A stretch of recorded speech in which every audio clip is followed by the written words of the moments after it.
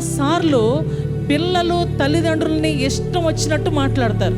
చాలాసార్లు చాలామంది పిల్లలు పెద్ద చిన్న భయం భక్తి పిల్లలకి ఉండదు.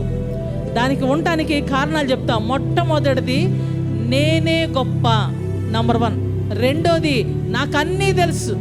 మూడోది వీళ్ళేంటి నాకు చెప్పేది. నాలుగోది నాకు కోపం వస్తుంది.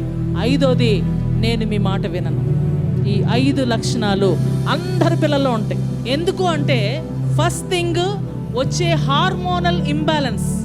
హార్మోన్స్లో చాలా చేంజెస్ వస్తాయి.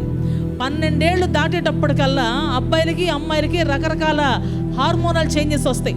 కాబట్టి ఆ హార్మోనల్ చేంజెస్తో వచ్చే ఆ ఇరిటేషన్ ఉంటుంది. ఆ ఇరిటేషన్ పనిచేస్తుంది. అన్ఫార్చునేట్లీ 19వ ఏడుకి అది ఆగదు, అది కొనసాగుతుంది. దాంతోపాటు ఈ 5తో పాటు 6వది ఒకటి వస్తుంది. అబ్బాయిలకి అమ్మాయిలకి నెత్తి మీద 2 కొమ్ములు వస్తాయి, కనపడిన కొమ్ములు. ఇవి వచ్చిన తర్వాత ఏం చేస్తారంటే పేరెంట్స్తో ఇష్టం వచ్చినట్టు మాట్లాడటం ప్రారంభిస్తారు.